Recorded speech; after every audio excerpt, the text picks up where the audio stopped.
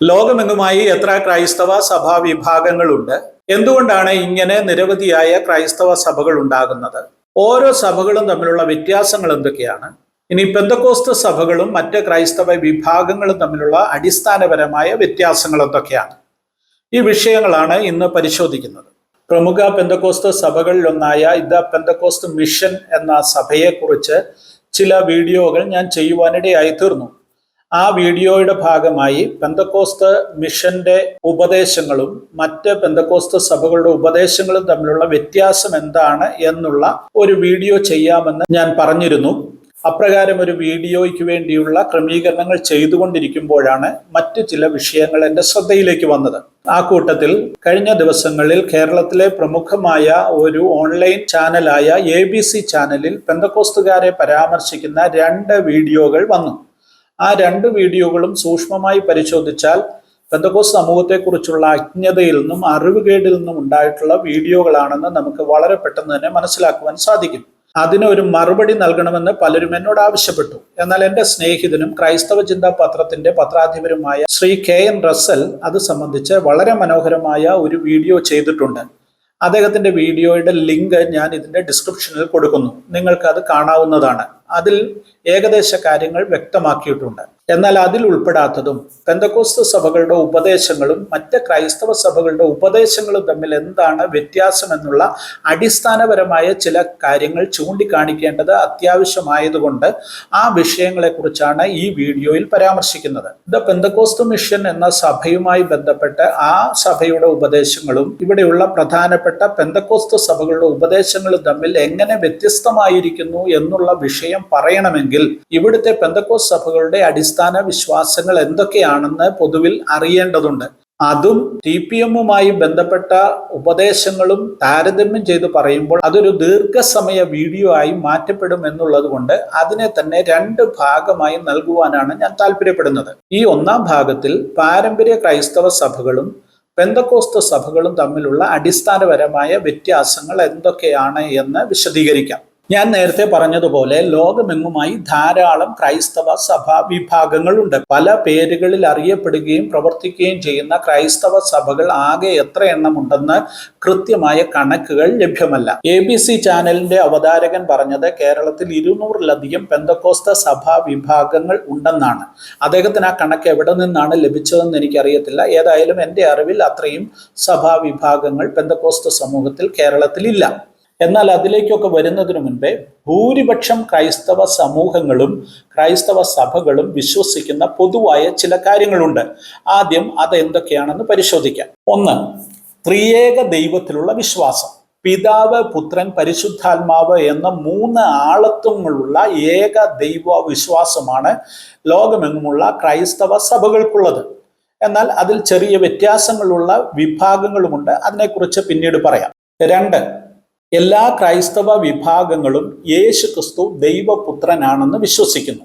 ദൈവപുത്രനായ യേശുക്രിസ്തു ഭൂമിയിൽ മനുഷ്യനായി ജനിക്കുകയും ഇവിടെ ജീവിക്കുകയും ക്രൂശിക്കപ്പെടുകയും ആ ക്രൂശിലെ മരണത്തിന് ശേഷം അടക്കപ്പെട്ട് ഉയർത്തെഴുന്നേറ്റ് സ്വർഗാരോഹണം ചെയ്യുകയും ചെയ്തു എന്ന് എല്ലാ വിഭാഗം ക്രൈസ്തവരും വിശ്വസിക്കുന്നു. 3. യേശുക്രിസ്തു വീണ്ടും വരുമെന്ന് എല്ലാ ക്രൈസ്തവ വിഭാഗങ്ങളും വിശ്വസിക്കുന്നു. അതായത് തനിക്ക് വേണ്ടി കാത്തിരിക്കുന്നവരെ ചേർക്കുന്നതിനു വേണ്ടി യേശുക്രിസ്തു പോയതുപോലെ മടങ്ങി വരുമെന്ന് ദൈവത്തിന്റെ വചനം പറയുന്നു. അത് എല്ലാ ക്രൈസ്തവ വിഭാഗങ്ങളും വിശ്വസിക്കുന്നു. 4. ബൈബിളിനെ കുറിച്ചുള്ള വിശ്വാസമാണ്. 66 പുസ്തകങ്ങൾ അടങ്ങിയ ദൈവവചനം അഥവാ ബൈബിൾ ദൈവനിശ്വാസീയമായ വചനമാണെന്ന് ക്രൈസ്തവ സഭകൾ പൊതുവെ വിശ്വസിക്കുന്നു. ഇത് പറയുമ്പോൾ ഒരു കാര്യം കൂടെ വ്യക്തമാക്കട്ടെ. കത്തോലിക്ക സഭ പോലെയുള്ള ചില സഭകൾ ഈ 66 പുസ്തകങ്ങളോടുകൂടെ മറ്റ് ചില അപ്പോക്രീഫൽ പുസ്തകങ്ങൾ കൂടെ ഉൾപ്പെടുത്തിയാണ് തങ്ങളുടെ ബൈബിൾ രൂപപ്പെടുത്തിയിരിക്കുന്നത്. 5. സഭയെക്കുറിച്ചാണ്. യേശുക്രിസ്തുവിനെ കർത്താവും ദൈവവുമായി വിശ്വസിച്ച് ആരാധിക്കുന്നവരുടെ കൂട്ടമാണ് സഭ. 6ാമത്തെ വിഷയം മരണാനന്തര ജീവിതത്തെക്കുറിച്ചാണ്. മനുഷ്യന്റെ ആത്മാവ് നിത്യമാണെന്നും മരണത്തിലൂടെ അതിന് നാശം സംഭവിക്കുന്നില്ലെന്നും എല്ലാ വിഭാഗം ക്രൈസ്തവരും വിശ്വസിക്കുന്നു. 7ാമത്തെ വിഷയം സ്വർഗ നരകങ്ങളിലുള്ള വിശ്വാസമാണ്. യേശുക്രിസ്തുവിനെ സ്വീകരിച്ചവർ സ്വർഗത്തിലും യേശുവിനെ സ്വീകരിക്കാതെ പാപത്തിൽ ജീവിക്കുന്നവർ നരകത്തിലും പോകുമെന്ന് പൊതുവായ വിശ്വാസം. എന്നാൽ ഈ നരകത്തെക്കുറിച്ചുള്ള പഠിപ്പീരുകളില്ലാത്ത ക്രൈസ്തവ വിഭാഗങ്ങളും ഉണ്ട് എന്നുകൂടെ ഓർപ്പിക്കുന്നു. ഇത്രയുമൊക്കെ കാര്യങ്ങളാണ് എല്ലാ വിഭാഗം ക്രൈസ്തവ സഭകളും പൊതുവായി വിശ്വസിക്കുന്ന കാര്യങ്ങൾ. ഇതിൽ തന്നെ അടിസ്ഥാനപരമായി ചെറിയ ചെറിയ വ്യത്യാസങ്ങളൊക്കെ വിശദാംശങ്ങളിൽ ഉണ്ട് എന്നുള്ള കാര്യം കൂടെ ഞാൻ ഓർപ്പിക്കുന്നു. അത്തരം വിശദീകരണങ്ങളിലേക്ക് പോകുവാൻ സമയമില്ലാത്തത് കൊണ്ടും മറ്റേതെങ്കിലും അവസരങ്ങളിൽ വ്യത്യസ്തമായി ഓരോ സഭകളെ എടുത്ത് പരിശോധിക്കുമ്പോൾ ആ കാര്യങ്ങൾ വിശദീകരിക്കാം എന്നുള്ളത് കൊണ്ടും ഞാൻ ആ ഭാഗത്ത് നിന്ന് തൽക്കാലം വിരമിക്കുന്നു. ഇനി പെന്തക്കോസ്ത് സഭകളും മറ്റ് ക്രൈസ്തവ സമൂഹങ്ങളും തമ്മിലുള്ള അടിസ്ഥാനപരമായ വ്യത്യാസങ്ങൾ എന്തൊക്കെയാണെന്ന് നോക്കാം. ഒന്ന്, രക്ഷയെക്കുറിച്ച്. എല്ലാ മനുഷ്യരും പാപികളാണെന്നും പാപങ്ങളിൽ നിന്ന് മോചനം ലഭിക്കുവാൻ, ആത്മാവിന് രക്ഷ ലഭിക്കുവാൻ യേശുക്രിസ്തു എന്ന ഏക വാതിലേ ഉള്ളെന്നും പെന്തക്കോസ്ത് സമൂഹം വിശ്വസിക്കുന്നു. ഓരോ വ്യക്തിയും വ്യക്തിപരമായി യേശുക്രിസ്തുവിനെ തൻ്റെ രക്ഷിതാവും കർത്താവുമായി സ്വീകരിക്കുകയും പാപങ്ങളുടെ മോചനത്തിനു വേണ്ടി യേശുക്രിസ്തു കാൽവറിയിൽ മരിച്ചെന്ന് സ്വന്തം നാവുകൊണ്ട് ഏറ്റുപറയുകയും ചെയ്യുമ്പോഴാണ് ഒരു വ്യക്തിയുടെ ആത്മാവിന് രക്ഷ ലഭിക്കുന്നത്. ഇതാണ് പെന്തക്കോസ്ത് വിശ്വാസം. എന്നാൽ പല ക്രൈസ്തവ സഭകളും യേശുക്രിസ്തുവിലുള്ള വിശ്വാസം മാത്രമല്ല, അതാത് സഭകളുടെ വിശ്വാസ പ്രമാണങ്ങളിലും ആചാരങ്ങളിലും അനുഷ്ഠാനങ്ങളിലും കൂടെ മാത്രമേ രക്ഷ പൂർത്തിയാകുകയുള്ളൂ എന്ന് വിശ്വസിക്കുകയും പഠിപ്പിക്കുകയും ചെയ്യുന്നു. 2, സ്നാനത്തെക്കുറിച്ചാണ്. ഇങ്ങനെ യേശുക്രിസ്തുവിലുള്ള വിശ്വാസത്താൽ രക്ഷാനിർണയം പ്രാപിച്ച ഒരു വ്യക്തി തൻ്റെ വിശ്വാസത്തിന്റെ പരസ്യ പ്രഖ്യാപനത്തിന്റെ ഭാഗമായും യേശുവിന്റെ കൽപ്പനയെ അനുസരിക്കുന്നതിന്റെ ഭാഗവുമായി വിശ്വാസ സ്നാനം അഥവാ നിമജ്ഞന സ്നാനം സ്വീകരിക്കണം. 3, പരിശുദ്ധാത്മ നിറവ്. രക്ഷാനിർണയം പ്രാപിച്ച് ക്രിസ്തു സഹിതനായ ഒരു മനുഷ്യൻ ജയകരമായ ക്രിസ്തീയ ജീവിതം നയിക്കേണ്ടതിന് തൃത്വത്തിൽ മൂന്നാമനായ പരിശുദ്ധാത്മാവിന്റെ നിറവ് ആവശ്യമാണ്. ആ പരിശുദ്ധാത്മ നിറവിന്റെ പ്രത്യക്ഷമായ ഒരു അടയാളമായി അന്യഭാഷകളിൽ സംസാരിക്കുന്നതിനെയും പെന്തക്കോസ്തർ വിശ്വസിക്കുന്നു. 4, പൗരോഹിത്യമാണ്. പാരമ്പര്യ ക്രൈസ്തവ സഭകളുടെ അടിസ്ഥാന ഘടകങ്ങളിലൊന്നാണ് പൗരോഹിത്യം. എന്നാൽ പെന്തക്കോസ്ത് സഭകൾ പൗരോഹിത്യ പിന്തുടർച്ചകളിൽ വിശ്വസിക്കുന്നില്ല. യേശുക്രിസ്തുവിനെ രക്ഷിതാവായി സ്വീകരിച്ച് സഭയുടെ അംഗമായി ക്രിസ്തീയ ജീവിതം നയിക്കുന്ന എല്ലാ വ്യക്തികളും രാജകീയ പുരോഹിത വർഗമാണെന്നാണ് പെന്തക്കോസ്ത് സഭകൾ വിശ്വസിക്കുന്നത്. എന്നാൽ സഭയിലെ ആത്മീയ ശുശ്രൂഷകൾ നടത്തുന്നതിനു വേണ്ടി പ്രത്യേകമായ നിയോഗം ലഭിച്ച് കൃപാവരങ്ങൾ ലഭിച്ച് വേർതിരിക്കപ്പെടുന്നവരെ കൈവച്ച് പ്രാർത്ഥിച്ച് ആ ശുശ്രൂഷകൾക്ക് വേണ്ടി വേർതിരിക്കുന്ന ചടങ്ങുകൾ ഈ സഭകളിൽ നടക്കാറുണ്ട്. ഇതിനെ ഓർഡിനേഷൻ എന്ന പേരിലും അറിയപ്പെടുന്നു. അതിനു പക്ഷേ പാരമ്പര്യ സഭകൾ പറയുന്ന പൗരോഹിത്യവുമായി യാതൊരു ബന്ധവുമില്ല.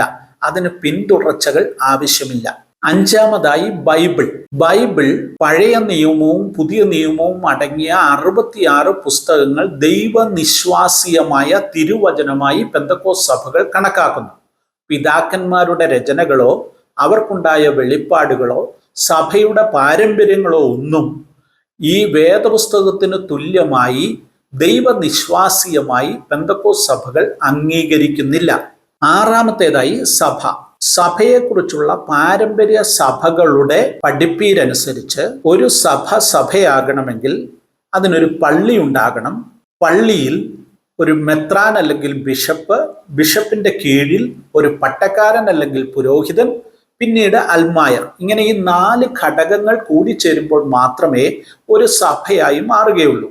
എന്നാൽ പെന്തക്കോസ്ത് സഭയിലേക്ക് വരുമ്പോൾ പെന്തക്കോസ്തരുടെ വിശ്വാസം അനുസരിച്ച് വേദപുസ്തകത്തിന്റെ അടിസ്ഥാനത്തിൽ 2-3 പേർ യേശുക്രിസ്തുവിന്റെ നാമത്തിൽ കൂടി വരുന്നിടത്ത് ദൈവത്തിന്റെ സാന്നിധ്യം ഇറങ്ങി വരും എന്ന വചനത്തിന്റെ അടിസ്ഥാനത്തിൽ ഏറ്റവും ലളിതമായ നിർവചനമാണ് സഭയ്ക്ക് നൽകിയിരിക്കുന്നത്.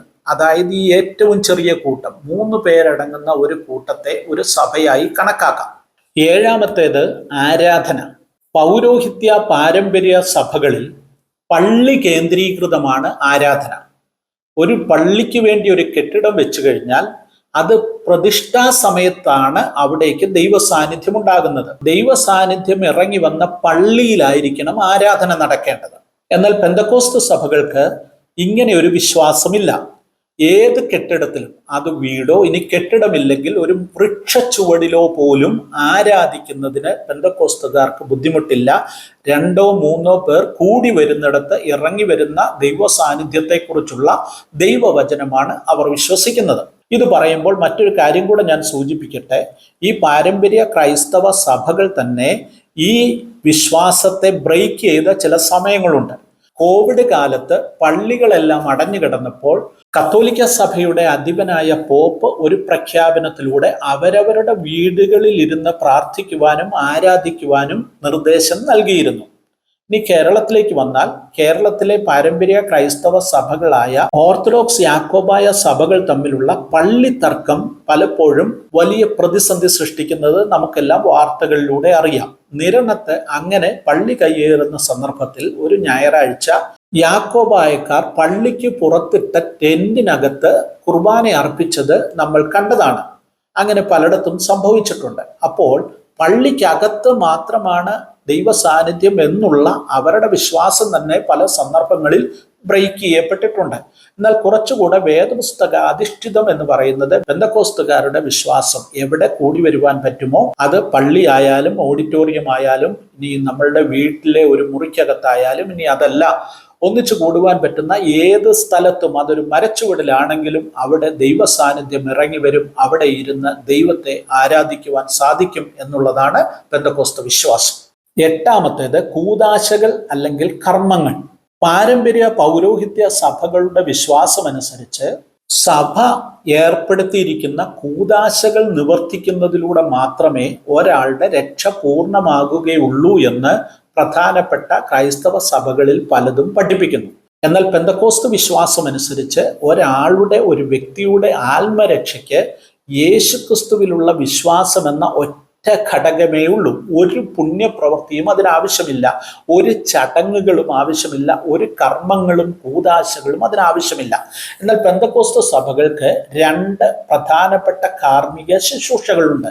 അതിൽ ഒന്നാമത്തേത് സ്നാനം എന്നുള്ളതാണ്, 2ാമത്തേത് കർത്തൃമേശ എന്നുള്ളതാണ്. ഈ 2 കാർമ്മിക ശുശ്രൂഷകളും രക്ഷിക്കപ്പെട്ട സഭാംഗമായ ഒരു വ്യക്തി അനുഷ്ഠിക്കേണ്ട കാര്യങ്ങൾ മാത്രമാണ്, അല്ലാതെ രക്ഷയ്ക്ക് വേണ്ടിയുള്ള കാര്യങ്ങളല്ല അതൊന്നും. 9ാമത്തേത് വിശുദ്ധ മറിയയോടുള്ള ആരാധനയും മധ്യസ്ഥതയും. പാരമ്പര്യ ക്രൈസ്തവ സഭകളിൽ ചിലതൊക്കെ, പ്രത്യേകിച്ച് കത്തോലിക്ക സഭയൊക്കെ മറിയയെ വണങ്ങുകയും ആരാധിക്കുകയും മധ്യസ്ഥതയ്ക്കായി ഉപയോഗിക്കുകയും ചെയ്യുന്നു. എന്നാൽ പ്രൊട്ടസ്റ്റന്റ് സഭകളും പെന്തക്കോസ്ത് സഭകളും വിശുദ്ധ മറിയയെ യേശുക്രിസ്തുവിന്റെ മാതാവ് എന്നുള്ള നിലയിൽ ആദരിക്കുകയും ബഹുമാനിക്കുകയും ചെയ്യുന്നു. എന്നാൽ അവരെ വണങ്ങുവാനോ അവരെ ആരാധിക്കുവാനോ അവരെ മധ്യസ്ഥയായി ഉപയോഗിക്കുവാനോ വേദപുസ്തകത്തിൽ പ്രമാണമില്ല. പരിശുദ്ധ തൃത്വത്തെ അല്ലാതെ മറ്റാർക്കെങ്കിലും ആരാധന അർപ്പിക്കുന്നത് ദൈവദൂഷണമായിട്ടാണ് പെന്തക്കോസ്ത് സഭകൾ പഠിപ്പിക്കുന്നത്. 10ാമത്തേത് മരിച്ചവർക്ക് വേണ്ടിയുള്ള പ്രാർത്ഥനകളും മരിച്ചുപോയ വിശുദ്ധന്മാരോടുള്ള പ്രാർത്ഥനകളും. ജീവിച്ചിരിക്കുന്നവരും വാങ്ങിപ്പോയവരുമായ വിശുദ്ധന്മാരുടെ കൂട്ടായ്മയാണ് സഭയെന്നാണ് കത്തോലിക്ക സഭ പോലെയുള്ള പാരമ്പര്യ സഭകളിൽ പലതും വിശ്വസിക്കുകയും പഠിപ്പിക്കുകയും ചെയ്യുന്നത്. അതുകൊണ്ട് തന്നെ വിശുദ്ധന്മാരെ അവർ മധ്യസ്ഥരായി കണക്കാക്കുകയും അവരോട് പ്രാർത്ഥിക്കുകയും ചെയ്യുന്നു. കൂടാതെ മരിച്ചവർക്ക് വേണ്ടി പ്രാർത്ഥനകൾ നടത്തി അവരെ സ്വർഗത്തിലെത്തിക്കുക എന്നുള്ള കാര്യവും പല സഭകളും നടപ്പിലാക്കി വരുന്നു. മരിച്ചവർക്ക് വേണ്ടിയുള്ള പ്രാർത്ഥനകളുടെ അടിസ്ഥാനം അതാണ്. എന്നാൽ ഒരുവൻ ശരീരത്തിലിരിക്കുമ്പോൾ ചെയ്യുന്നത് നല്ലതാകിലും തീയതാകിലും അതിന് തക്കവണ്ണം അവൻ പ്രാപിക്കും. അല്ലാതെ മരിച്ചു കഴിഞ്ഞ് ആ വ്യക്തിക്ക് വേണ്ടി എന്തെങ്കിലും കർമ്മം ചെയ്യുന്നത് കൊണ്ട് എന്തെങ്കിലും പ്രയോജനമുണ്ടെന്ന് പെന്തക്കോസ്ത് സഭകൾ വിശ്വസിക്കുന്നില്ല, അങ്ങനെ പഠിപ്പിക്കുന്നില്ല. അതുകൊണ്ട് മരിച്ചവർക്ക് വേണ്ടിയോ മരിച്ച വിശുദ്ധന്മാരോടോ പ്രാർത്ഥിക്കുന്നത് ദൈവവചന വിരുദ്ധമായി പെന്തക്കോസ്ത് സഭകൾ പഠിപ്പിക്കുന്നു. 11ാമത്തേത് സുവിശേഷീകരണം. ലോകമെങ്ങും പോയി സാക്ഷികളാകണമെന്നും വിശ്വസിക്കുന്നവരെ സ്നാനപ്പെടുത്തി ശിഷ്യരാക്കണമെന്നുമുള്ളത് യേശുക്രിസ്തുവിന്റെ കൽപ്പനയാണ്. ഈ കൽപ്പന വിശ്വസിക്കുകയും അത് പ്രായോഗികമാക്കുകയും ചെയ്യുന്ന സഭകളാണ് പ്രധാനപ്പെട്ട പ്രൊട്ടസ്റ്റന്റ് സഭകളെല്ലാം. പ്രത്യേകിച്ച് പെന്തക്കോസ്ത് സഭകൾ അത് വിശ്വസിക്കുകയും തീവ്രമായ സുവിശേഷീകരണം നടത്തുകയും ചെയ്യുന്നു. ഇത് പറയുമ്പോൾ കത്തോലിക്ക സഭയും ഇത് തന്നെയാണ് വിശ്വസിക്കുന്നത്. വ്യാപകമായ സുവിശേഷീകരണ യജ്ഞങ്ങൾ നടത്തുന്ന പ്രധാനപ്പെട്ട സഭ കത്തോലിക്ക സഭയാണ്. വ്യാപകമായ കൂട്ട മതപരിവർത്തനങ്ങൾ നടത്തിയ ചരിത്രവും കത്തോലിക്ക സഭയ്ക്കുണ്ട്. എന്നാൽ കേരളത്തിലെ ഓർത്തഡോക്സ് യാക്കോബായ സഭകൾ പോലെയുള്ള പല പാരമ്പര്യ ക്രൈസ്തവ സഭകളും സുവിശേഷീകരണത്തിന് കാര്യമായ പ്രാധാന്യം നൽകുന്നില്ല. ഇവിടെ ഞാൻ പാരമ്പര്യ പൗരോഹിത്യ ക്രൈസ്തവ സഭകളും പെന്തക്കോസ്ത് സഭകളും തമ്മിലുള്ള ഉപദേശപരമായ 11 വ്യത്യാസങ്ങൾ ചൂണ്ടിക്കാണിച്ചു. ഇത് അടിസ്ഥാനപരമായ വ്യത്യാസങ്ങളായി മാത്രം കരുതുക. വേറെയും ധാരാളം കാര്യങ്ങൾ നമുക്ക് ചൂണ്ടിക്കാണിക്കുവാൻ സാധിക്കും. ഉപദേശങ്ങളിലും ജീവിത രീതികളിലും ഒക്കെ വ്യത്യാസങ്ങളുണ്ട്. പലപ്പോഴും അത് ചില സഭകൾ തമ്മിലുള്ള താരതമ്യ പഠനത്തിലൂടെ മാത്രമേ നമുക്കത് വ്യക്തമാക്കുവാൻ സാധിക്കുകയുള്ളൂ. അത് ഒത്തിരി വിശദാംശങ്ങളിലേക്ക് പോകേണ്ടതുകൊണ്ട് തൽക്കാലം ഞാൻ അതിന് തുനിയുന്നില്ല. എന്നാൽ ഓരോ സഭയും പെന്തക്കോസ്ത് സഭയുമായി എന്താണ് വ്യത്യാസം എന്ന് ചൂണ്ടിക്കാണിക്കേണ്ട ഒരു സന്ദർഭം വരുമ്പോൾ അത്തരം കാര്യങ്ങൾ വിശദമാക്കാമെന്ന് ഞാൻ കരുതുന്നു. അടുത്ത ഘട്ടത്തിൽ ദ പെന്തക്കോസ്ത് മിഷനും മറ്റ് പെന്തക്കോസ്ത് സഭകളും തമ്മിലുള്ള അടിസ്ഥാനപരമായ വ്യത്യാസങ്ങൾ, ഉപദേശപരമായ വ്യത്യാസങ്ങൾ എന്തൊക്കെയാണെന്ന് വിശദമാക്കാം. കാത്തിരിക്കുക.